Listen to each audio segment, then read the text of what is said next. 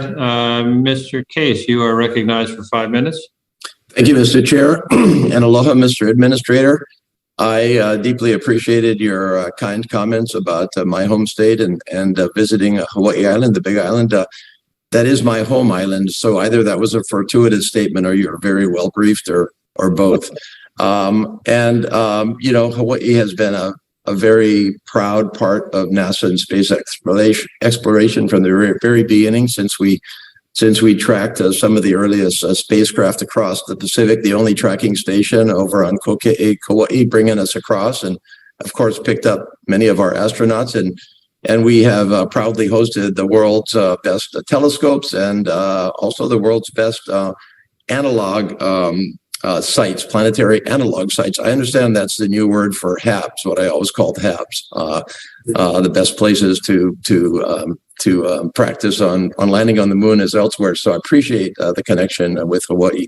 And I do want to say, by the way, Mr. Administrator, that I completely endorse the comments at the outset by both my chair and my ranking member on the incredible opportunities for NASA, but also I think the incredible challenges to NASA to pull off such an array of initiatives in a way that is fiscally responsible. The risks of failure along these lines are high, and yet the opportunities, if we do it right, are incredible as well. And so I think we all share the concerns that we are fiscally responsible and judicious with the taxpayers' money as we go through this process.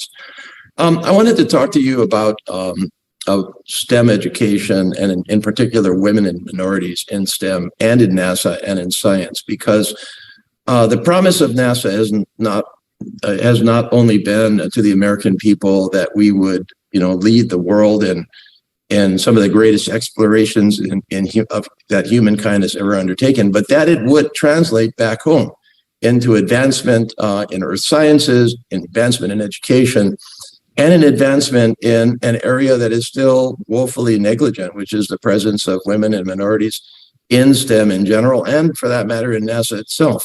And so I appreciate your increase in the Office of STEM engagement, where you have proposed to go up another 9% over FY 2022, but that's on a $150 million base.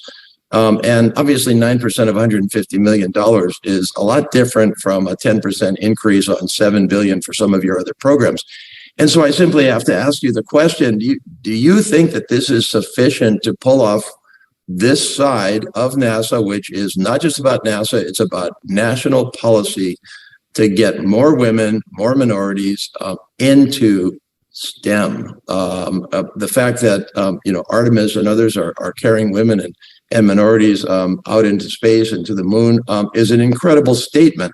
But that is a few people, and it's an inspiring statement, but it's going to take a lot more than that. I don't know whether we're doing enough. Well, thank you.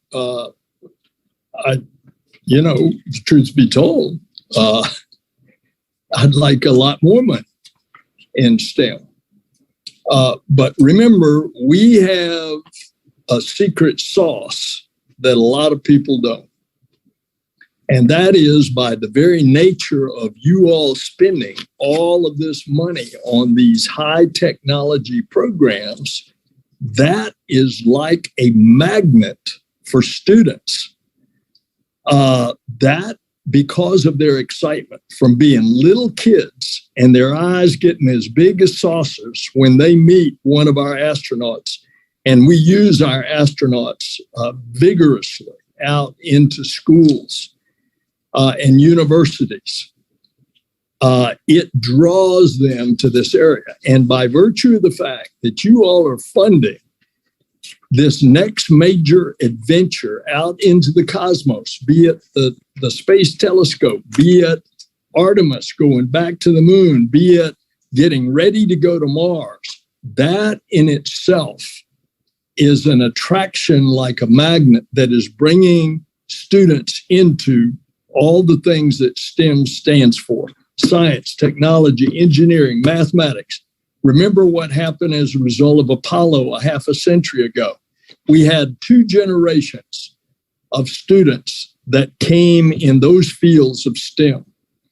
So what we're trying to do is leverage the excitement of these programs that you are funding with bringing kids into these fields. One final point.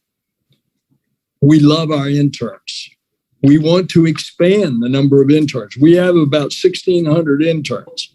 They're paid interns, not like in the Senate or the House. These are paid internships. We end up hiring 30% of our interns. We want more interns because what we find is they just blossom. They're eager to get there, and then they just blossom. And what we've had interns that have come up with ideas that have been incorporated into our space and aeronautics technologies. Thank you so much, Administrator. I'll submit some more questions, but I appreciate your comments and hope to see you back in Hawaii.